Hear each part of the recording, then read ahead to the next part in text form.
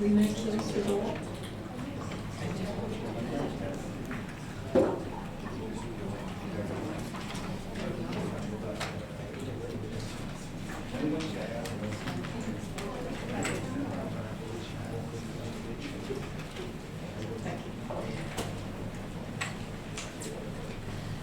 Good afternoon, Excellency Chen, Excellency Chiat, esteemed experts around the table, experts from medical associations, both from Geneva and Taiwan, from academic institutions, both from Geneva and Taiwan, from health promotion, from all the parts of health.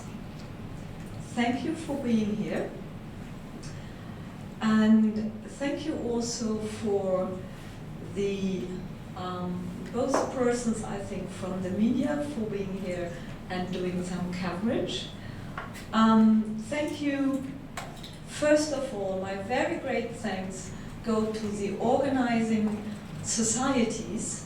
That is the Swiss Society for Health Politics, here represented by its president and its CEO, Giroux, and the mission of Taiwan here in Geneva, who excellently and on a very short notice was able to organize this meeting. So a very warm welcome to everybody and a great thank you to those who made it possible that we can meet here. My name is Professor Bettina Borisch. I'm a professor at the University of Geneva for global health. That means I study healthcare systems around the world, and I hope you agree, healthcare systems are complex. They are really difficult. So that's why I have always more study to do. And healthcare systems are never perfect. Never. There is no such thing that a perfect healthcare system. I have never ever met one. Wherever countries I meet, people say, but you know what really doesn't work, and then comes along complain. And it holds true for all stakeholders, for doctors, for patients, for politicians, all say, And yes, we know healthcare systems have to adapt all times, because we, the people, the population, we change. We change all the time. And that's why our health systems have to adapt. And also we know health is linked to our local culture. What fits in the German-speaking part of Switzerland will not necessarily be appreciated in the French-speaking part. And we have our colleague from Geneva and we have colleagues from, they can tell you. So health is also culturally determined. We have to take care of these differences. But what I think is really important, that we always learn from each other by comparing. If we compare things, and look how others do, we can learn. It will not mean that we transpose one thing to the other side, no, but we learn. We open our eyes and we say, oh, that can be done like this. Today, we meet here from two very far away places. I looked it up. Geneva and Taipei are 9,771 kilometers apart. So really far away. And you would say, wow, what should we learn from each other? I think a lot. Because in both places, in Switzerland and Taiwan, we take care of our citizens' health. In both places, we are for a universal health coverage. We have both places a democracy, and we have a market economy. And I was talking to the people from the mission before we all came here, and they said, yes, in both places we have very remote areas with valleys and mountains where it's difficult to get good health care because you're so far away. And I think there are similitudes and similarities and differences. Today, we will share our experiences. And I'm extremely honored that we can do it with the help of you, Minister, and with the help of two prominent speakers, both an expert from the Swiss side and an expert from the Taiwanese side, because our today's topic will be the insurance system. So, first of all, Excellency, it's my honor to give you the floor. Excellency Chen, Minister of Health, the floor is yours.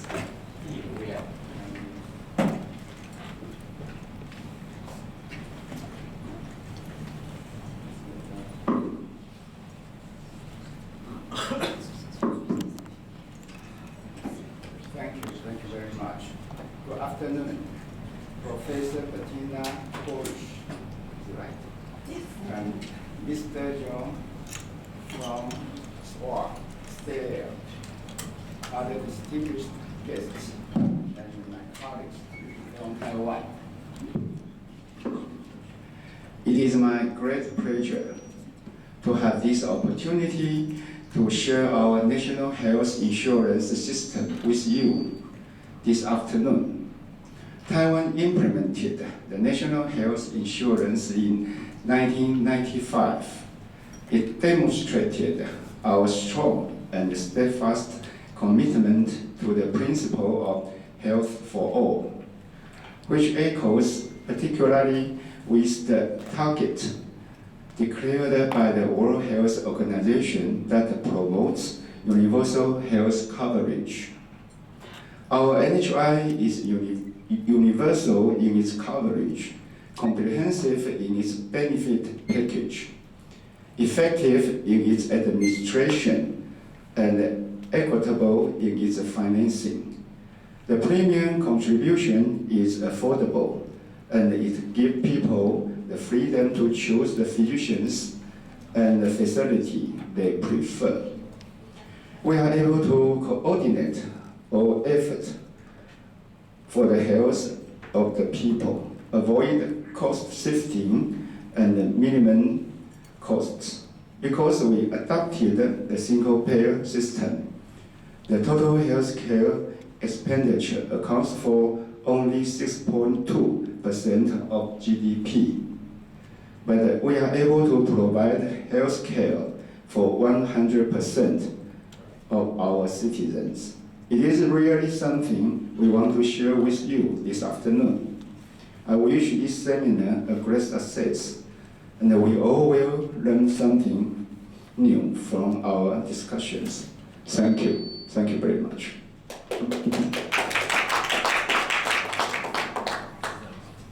And thank you very much, Excellency Chen.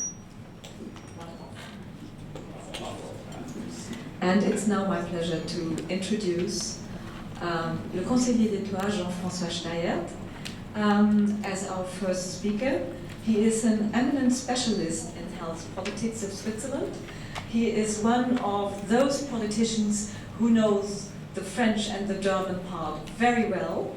because he comes from a canton that is on both parts, and he is now what we would call the Minister of Environment in the canton of Fribourg, and I'm very happy that he could, in his agenda, get this meeting here and will give us an overview over the Swiss healthcare system. Jean-François, floor is yours. Thank you, Bettina.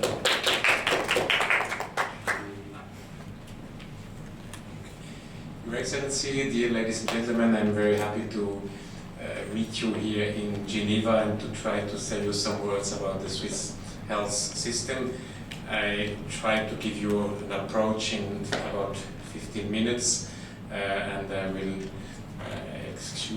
hope you are understanding my scholar English. We learn a lot of languages in Switzerland. At first, second national language, we have a lot of political discussions about which language we have to learn at first. It's another topic, and so I will try in English today. My mother languages are French and German, so English comes at third. You give you the table of contents.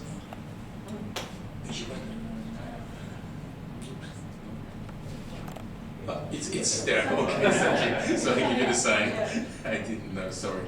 I will try to give you some views about 5 topics: an overview about the system in Switzerland, about healthcare in Switzerland, about costs. We discuss a lot about costs. I don't know how it is in Taiwan. I hope you discuss less about costs and more about quality. But so it's the political reality in Switzerland. Then a topic about discussions we have currently about quality in our system. We have a good quality in our system, but as Bettina said in her introduction, you have never a perfect system, so it's always possible to do it better, and we have a lot of possibilities to do it better. And then some words about structural changes in medical care. Some next slide, please. Thank you. Some facts and figures about Switzerland. We have 8.5 million inhabitants in Switzerland. A little bit more than 20% are from other countries. A lot of times with other languages. So we have 4 national languages in Switzerland and a lot of other languages spoken in the medical jobs.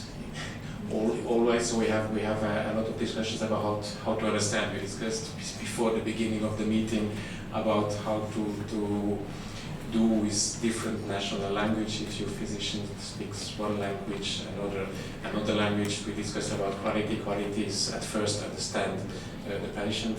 If you don't understand what the patient says, so it's difficult to make a good job as a physician. So in the other domains of our health system. Life expectancy in Switzerland at birth is about nearly 85 years for women, nearly 81 for men. This is still increasing from year to year, but slower than for 5 or 10 years. And women tend to do the same things than men, so the 4 years more tend to decrease in the next years. The major prevalences of risk factors, we can speak about obesity in adults. We have less than in the States or in other countries of Western Europe, but it's increasing, still increasing. It's a major topic, especially when we work with young people, because if you want to change habits, you have to do it with people 5, 10, 15 years old. People as old as we normally don't change their habits if you don't have very other topics is the underlying children is to compare with other countries of international.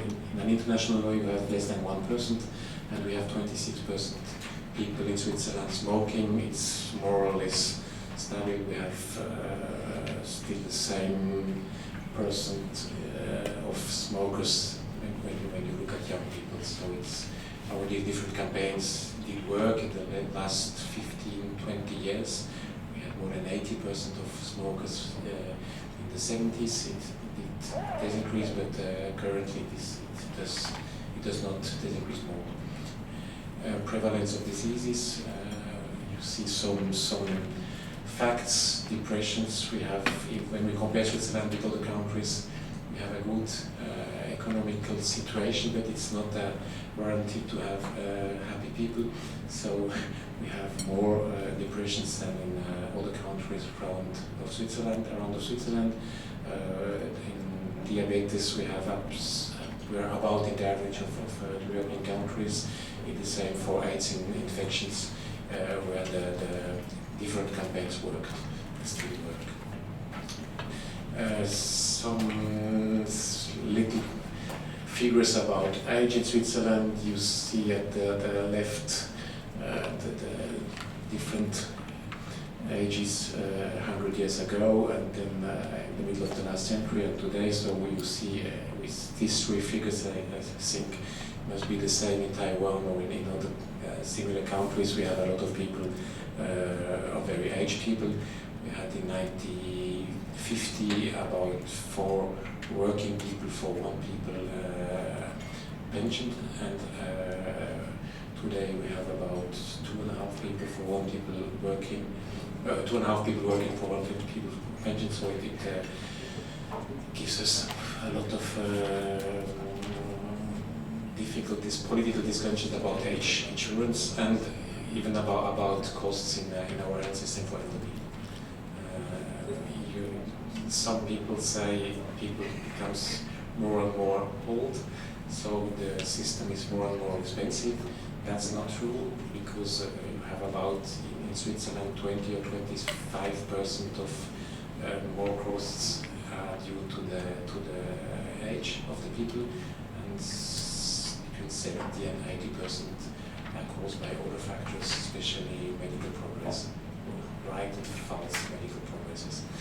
The second topic is not so important. Here you see the difference on the left side. The two columns on the left side is the different categories of earning in people working at full time, and on the other side, on the right side, different categories of people for part-time working people. We have a direct correlation between the health and the life expectations of poor and rich people. I think it must be the same in all countries. We know about Canada, about other Western European countries. So the difference of life expectancy at birth between different kinds of job. So if you are a physician, if you are a lawyer, your life expectancy as a man at 65 is about 90. If you're working on streets or buildings or such jobs, your life expectancy with 65 is perhaps 5 years. So you have very important differences. It takes questions about equity in our system, in our age insurance and the health insurance system. The next, you see GDP per capita in Switzerland. We are nearly the best. If to be the second is really to be the best. Our system is relatively expensive if we compare it with other systems in the world. I tried to have the Taiwanese run in this figure, but I didn't. My colleague didn't find it, but we have it for the GDP, for general GDP comparison in the next slide. Thank you. We have in Switzerland, we have 26 states. We have a federalist state system, so we have a national health system, but a lot of competencies are in the 26 cantons, like 26 states. In each canton we have a health minister, and these 26 health ministers are responsible for planning and delivering the health services. Cantons are partially responsible of financing the hospitals. They have to provide subsidies for insurance premiums, and they have to get approval of payment mechanisms on cantonal level. So they have a lot of competencies on the cantonal way. It means you can have important differences between the cantons in the way to organize your health system. And we have, Bettina said it in the introduction, we have very important differences between the formal organization of the systems and between the cultures. In the eastern part of Switzerland, a family with 4 persons, they needs about 1 million francs. It's like about $1 million more in the whole life to reach the same life expectancy, and with nearly the same health system, but the costs are very different. We don't know exactly why, but we know that they don't consume the same things. You see it when you are near the border of languages and of cultures, the relationship with the state, the relationship with the physicians, the relationship with how to consume medics. It's can be very different. So we have to work with it. It's sometimes difficult, sometimes interesting, because you can have a look how the system in the other part of Switzerland works, and you can take lessons about it. Even you can't export or import organization forms because they are related to the culture of the different part of Switzerland. We have a majority of the hospitals are public in Switzerland. We have about 20% of hospitals, it depends how you make the statistics, but about 20% are private, 80% public. On the ambulance side, we have a largely private system. And we have competencies on the national level. The confederation, it means the national system is responsible for the regulation of health insurance. It's responsible for the definition of healthcare services covered by health insurance. We discussed before the meeting about the services covered in Taiwan. This covered, you cover even the dental services in Switzerland. It's not covered, you have to cover by your own. In 2 cantons in the western part of Switzerland, French-speaking part of Switzerland, people earned signatures to have a vote about taking dental services in the coverage of the health insurance. I think they will have a vote in Geneva very soon. You know it? Next year, okay. And we will see how people vote about it. It's a political topic currently in Switzerland. The national system has to define the approval of payment mechanism on federal level, ambulatory care, stationary care with case-based payments currently in Switzerland. Even on national level, we have the health protection definition and definition of universitary medical professions. Normally, the cantons are competent for education, but for the medical, different medical professions, they are regulated on national level because of practical reasons. To not have too big differences in the way to form physicians in our country. We have not 1 insurer but 60 insurers in Switzerland. We have different meanings in our committee of the Swiss Society of Health Politics about the best system. We were interested to see that Taiwan has only 1 insurer that it works. It seems that it works well. In Switzerland we had a vote 2 years or 3 times about introducing a system with 1 insurer, and 3 times Swiss people said no, we won't have free concurrence with free market between the insurers. It's a better thing. Personally, I'm not convinced, but I lost. The next slide is about some topics of health in the Swiss political system. The Swiss system is steered by direct democracy. It's part of Swiss democracy. People can, about each law adopted by the Swiss parliament, if you find 100,000 people saying we want to vote, then you have to vote. So it's not very easy to decide about reforms, because normally for each reform in the health system you have people losing, perhaps physicians, perhaps hospitals, perhaps patients, perhaps others, and it's relatively easy to make a campaign against reforms. If you say you want to lose, you can work on the fears of people. And so often if you try to organize reforms, if you don't make it very, very, very slow, you lose in rotations. It's directly related with the Swiss system. We had two votes in the last years. One about integrated care system, and people were afraid about possibilities or danger to be obliged to pay more, so they voted no.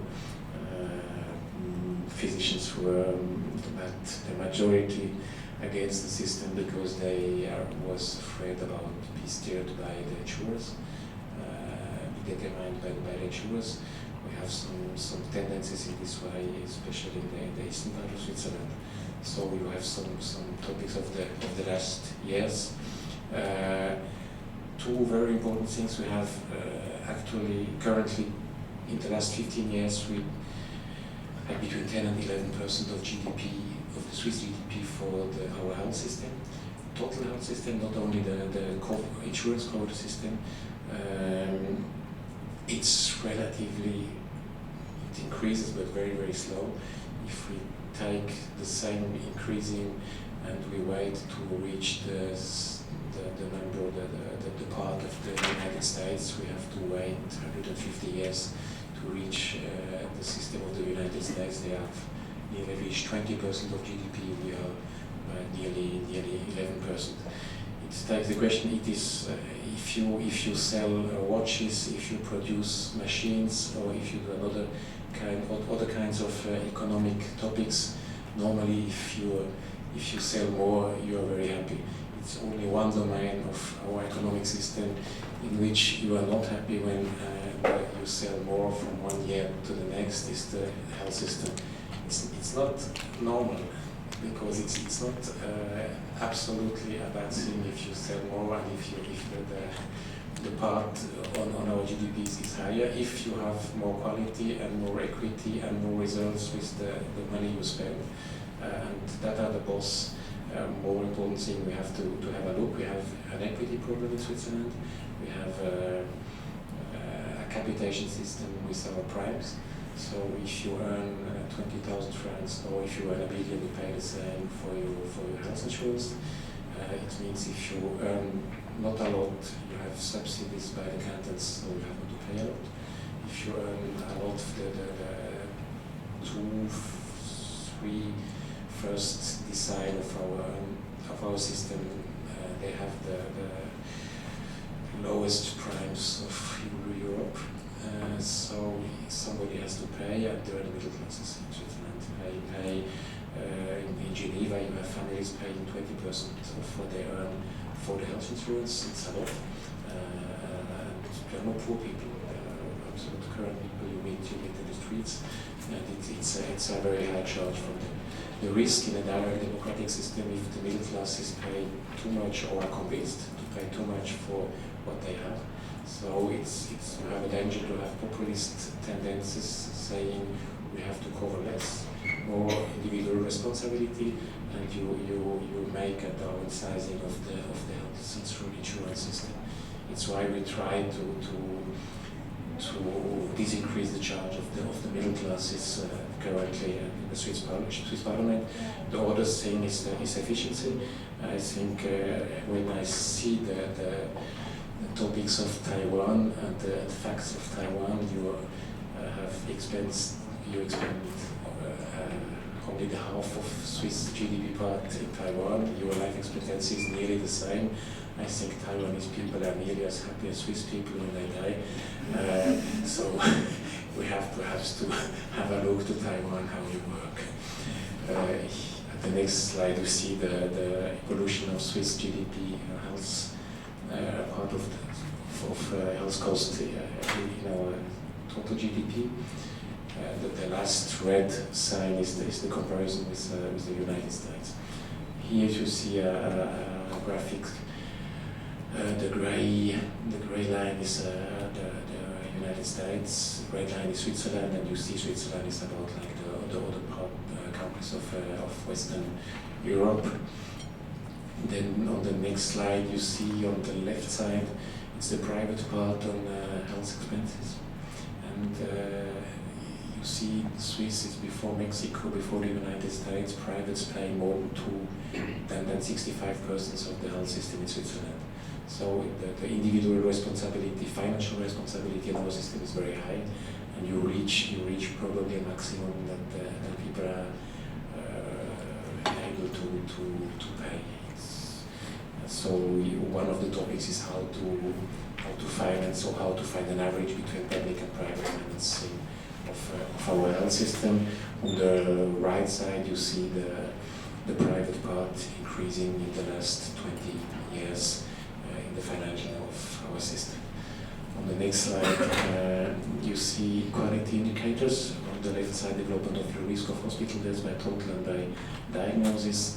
You see we had a death increase of the curves in the last, between 2008 and 2012.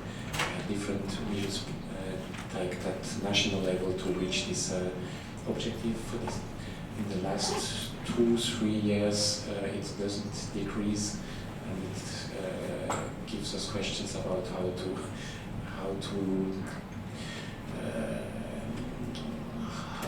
find the same evolution than between 2008 and 2012, but on a lower level. On the other side, on the right side, we have free hospitalizations. We changed our system of financial hospitals, and we observed the likely increasing of rehospitalizations because of the change of system. But not like in Germany. We knew, as we introduced our Swiss system in Switzerland, we knew the experience of Germany, and we could try to avoid some errors of Germany, but not all. Exactly what we see on this slide. On the next slide, time is going out, so I don't comment all things. We have tried to compare indices about patient involvement during hospital stays. We see on the next slide that in Switzerland we have subjectively good systems. In 2 topics, reasons for taking drugs were not explained. Swiss is relatively good classified. Written information too, we were bad classified. In the middle graphic, it shows if hospitals did or did not ensure necessary care for discharged patients. We see a new system of financing hospitals. We tend to let patients go out relatively early.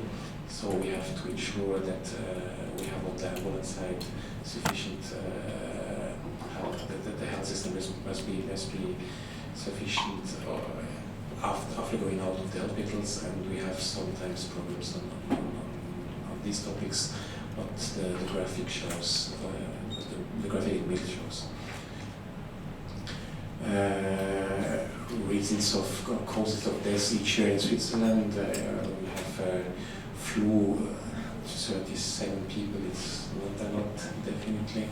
We have AIDS, 57 people, it's not a lot. We have transportation accidents, 374, and we have about, it depends on the statistics, statistics are not an objective science, but we have between 700 and 1,700 people dying in hospitals because of infects in the hospital, and it's for us, and especially for the patient organizations and for the quality system, an important thing to have a look, because it's not normal.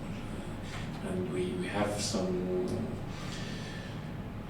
facts about it. The Swiss system is very federalized, it's very decentralized.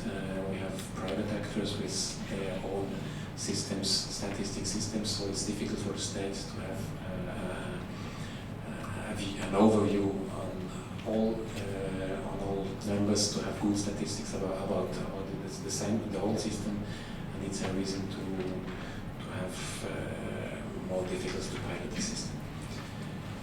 Few trials to improve the quality. We are working about reporting medical errors. The Parliament is currently discussing about changing the law and give the federal system more possibilities to have quality programs co-organized between the physicians, the organizations of the physicians, the insurers and the state. We have two. We have a state council in Switzerland and national council. As a bicameral system, both councils have to adopt the law. We have one council saying no, we don't want to have a law about quality in Swiss health system. It was principally because insurers wanted to do by themselves and not by the state, and because cantons didn't want to pay something more for quality. The National Council changed the way last autumn, and we have currently majority in the National Council to try in a coalition between the insurers and the patients to have a quality law, but we have a lot of jobs to do to arrive and to obtain this system. We have different resistances by the insurers and by some organizations of physicians, especially specialized physicians. They prefer to do it by themselves than by the state or by providers. I have an eminent physician to my right that he can comment it. And the physician in Geneva are more open to these systems. So it's not the good guy to comment it. Then we have we work about prevention programs for hospital-acquired infections. I talked about it. There are 1,700 people each year dying because of such reasons. We try to work about environment-based risk prevention programs. You know, we have about 40, but our professor knows it better. About 40% of deaths are caused by such reasons and not by individual reasons. And we work about reinforcement of the importance of adequate case management.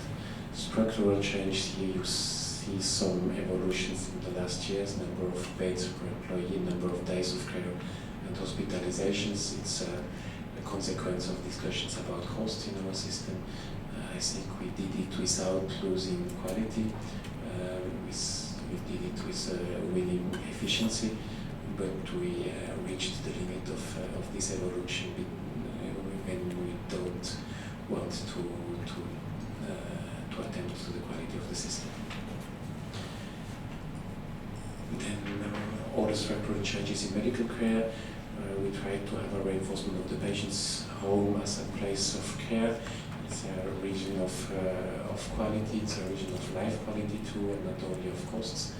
We try to place the quality question at first, and then the cost question. It's a consequence of it, but it's not the main reason to do it.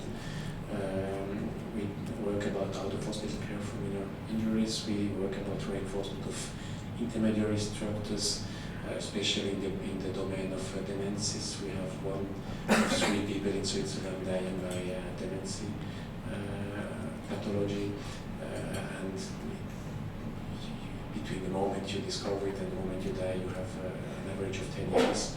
It can be very costly and very not only for the health system, even for people concerned. About 70% of the costs for dementia, which are very important, are done by not paid working of people of the next generation, but some people become ill because we don't give the good conditions, and we work about in this, especially in this domain, about intermediary structures with a national program about demences. We have all the national programs for palliative care, for all the special domains in which we try to ensure quality and efficiency in our health system. We have pilot projects for hotels for patients in the western part of Switzerland, with the idea you can have the hospital for the first days and then the hotel for the next days, and you don't have to have a very heavy system for the total period of hospitalizations. So there are some views about the Swiss system. I hope you can take some ideas with you. Like Bettina Boris said, it's never possible to copy something, but it's possible to hear it and to think about it. Thank you for your attention.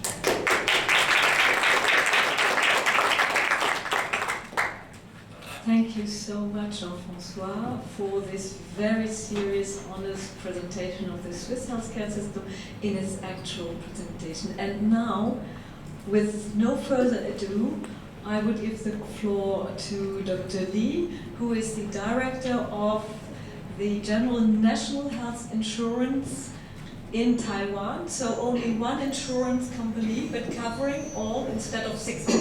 So we are very curious to see how that works. Okay, thank you, Mr. Sen and Professor Bettina and our dear guest. It's my honor to be here to share Taiwan National Health Insurance experience with all of you. Yeah. Actually, I just heard, your talk, and I found our situation is almost the same because, in my personal opinion, I think the government and care provider and we call the public, we should negotiate each other to get a conclusion. However, even this negotiations looks very easy, but I think the politics are also a very important factor. Yeah. And today, I just want to share with you our Taiwan National Health Insurance experience for 22 years. Yeah.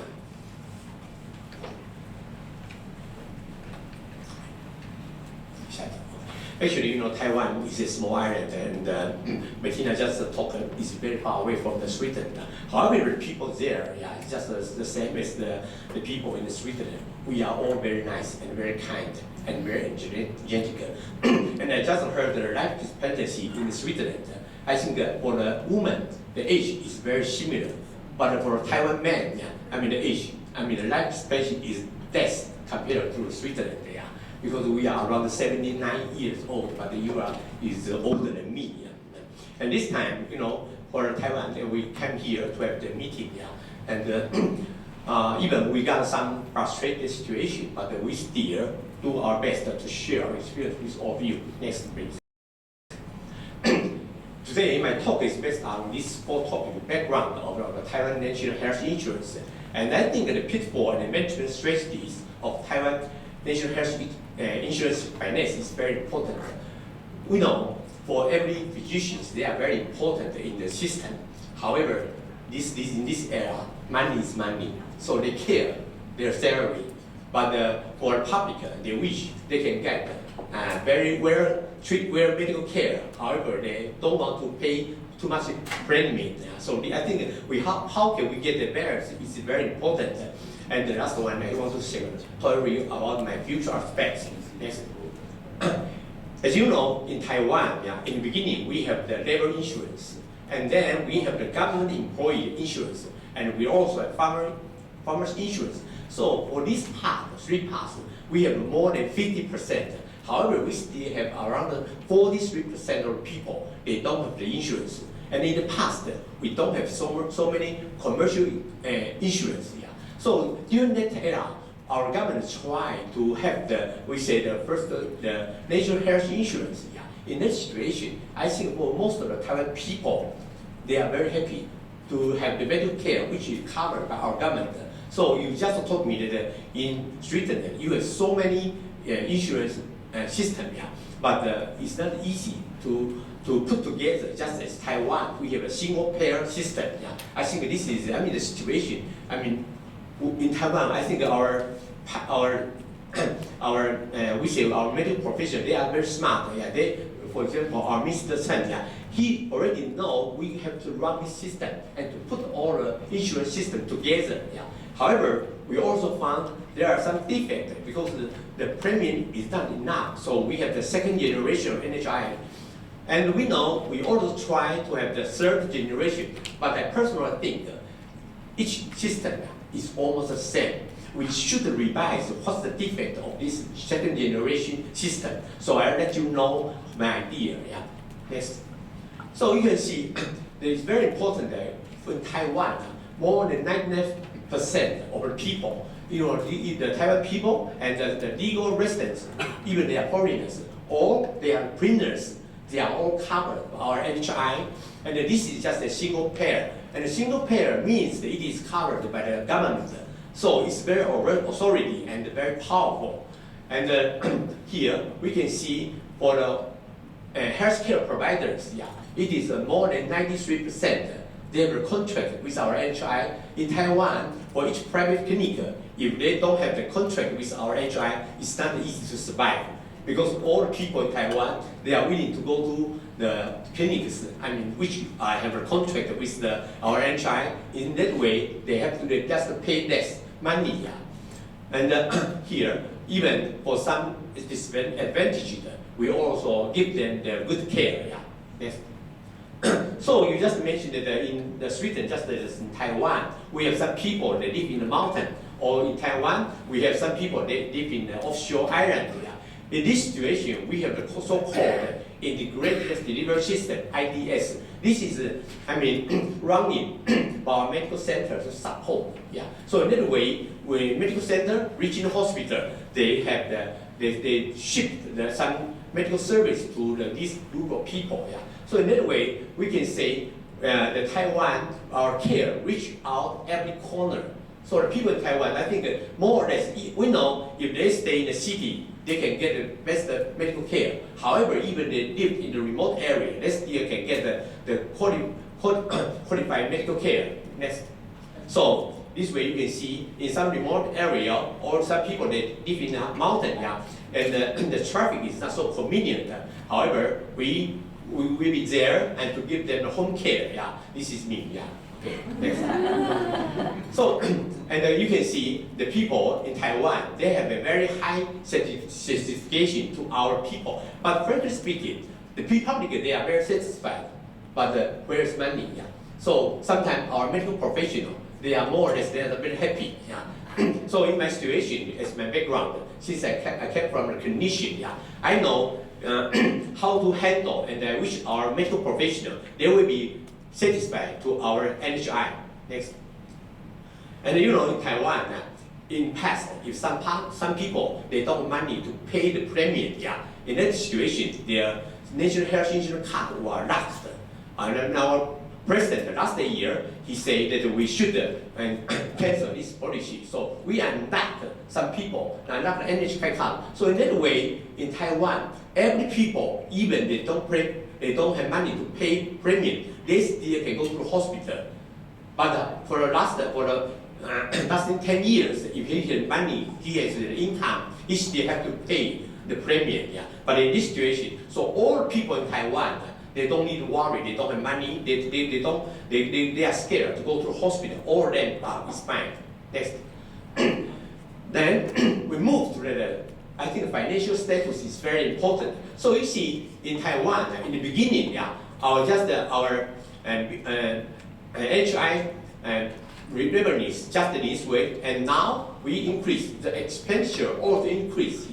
So step by step, why so much expenditure, but more or less the people, they are not so satisfied. We know they are very satisfied, but even our government has some policy, but the medical professionals, they still have their way how to face our NHI status.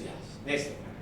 So I think managing the cost growth is very important. So my minister said that we have to treat the disease, and we are not just to keep patients to see the natural cause of the disease. Next. So you see, just our minister just told me that in Switzerland, the high instance, the high instance of diabetes, and now in recent era, I think we should be very careful to give the good care of some chronic disease, especially diabetes, hypertension, and hyperlipidemia. And I just give you some ideas. Next. So for example, for diabetes, we just doing the pay performance, and the suicide outcome. How can we run? You can see we are very careful to follow up the patient with the HbA1c. This is just an indicator whether you have good control of diabetes. So the HbA1c less than 7%, increase gradually, and for HbA1c high, the patient number decrease, and for low density lipoprotein less than 130 also increase. Next. So in that way, if the patient they have participated in the pay for performance program, you can see for this kind of patient when the incidence of dialysis is very less. Recently in this area, if the patient they need hepatitis or peritonitis, most of them are due to the diabetes. So we have to be very, very careful to treat the patient with the diabetes. So for the P4P participation, the incidence of dialysis is low, but if the patient they don't participate the P4P performance for diabetes, the incidence of the dialysis is high. So it means that for the hypertension, for the hypertension, it's the same. Next.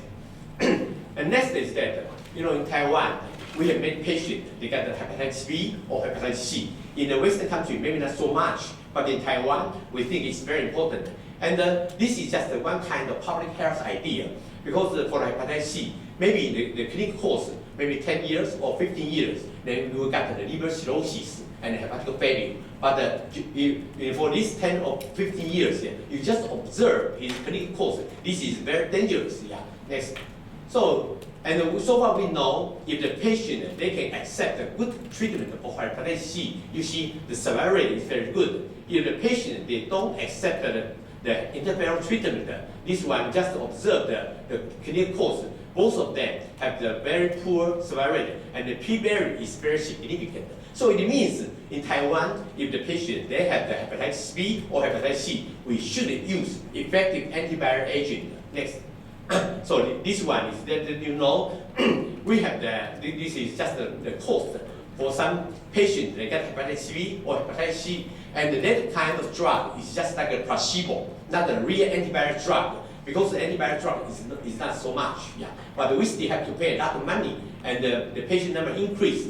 Next. So that now recently, we have the hepatitis C treatment with the oral drug, and it is very expensive here. For each patient, the treatment cost is around $80,000 US. And previously, when we used the interferon treatment, somebody they have the adverse event, so they always give up. But for this kind, it's very useful. And our Minister Chen, he said we have to treat hepatitis C just a disease, not just observe the clinical course. So even this is very expensive, our HI also cover such kind of treatment. Next. And finally, I also want to share with you information with you, because I just mentioned if the patient he got the diabetes, it's easy for them to get the renal failure and to accept the dialysis. And actually, it is very expensive for dialysis. And in the past, dialysis is not covered by our insurance, especially for labor insurance states. But now, for national health insurance, every people, when they accept the dialysis, our government cover everything. Next. So we can see here, we also find that if the patient who accept the renal transplantation, the survival rate is very good. If the patient they just accept the dialysis, the survival rate is not good. So in this situation, we know for life quality of the patient with the end-stage renal disease, we should offer them the good treatment. Next.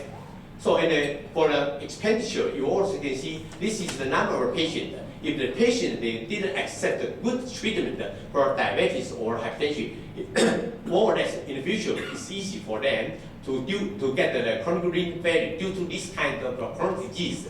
And for the outpatient care, we also have to spend a lot of money. And for this kind of patient, they also have some complication. They will have inpatient. And actually, this money are all paid our national health insurance. And we know if the patient who accept the renal transplantation, the expenditure is less, and the patient life quality is good. Next.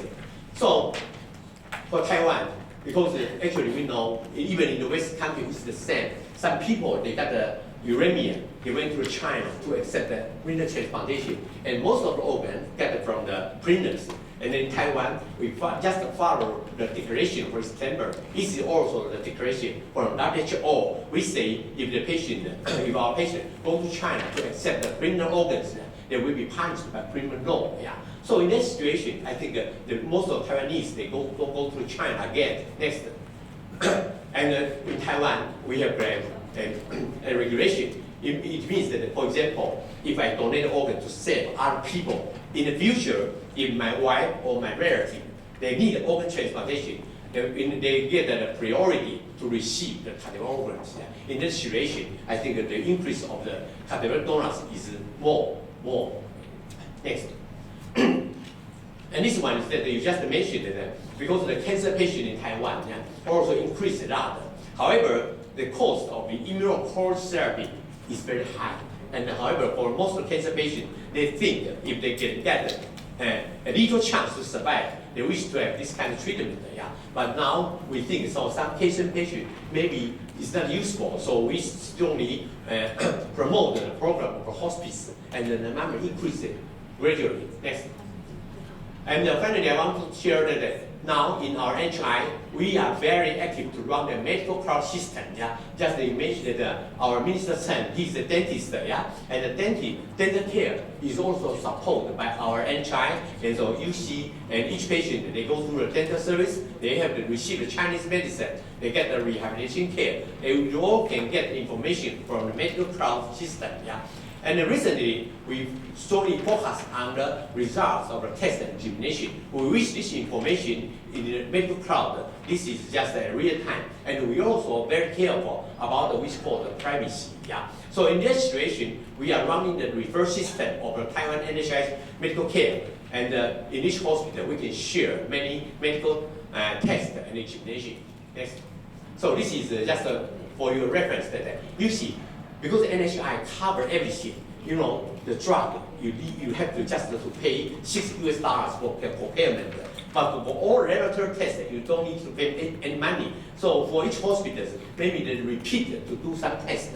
And all cover our NHI. So you can see here, we have a lot. CT scan, ultrasound, MRI, these are all paid by our national health insurance.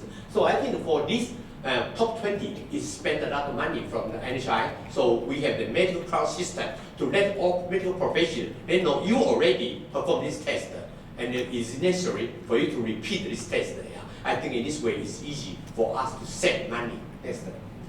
And we also use the My Health Bank system. Yeah. So through your cell phone, yeah, you can see it's easy through our NHI app. Yeah, and you can see the 3 years of medical data. And the health information is expressed. In Taiwan, not all the older people, they know even they go to the hospital and they come back, I asked my papa, what the doctor told you, maybe he didn't know. But through this, My Health Bank, it's easy for you to know your parents, what happened to him or to her. So this family interaction is very good for our Taiwan medical care. Next. And you see, this is the pharma crowd. As I mentioned, that we use the medical system.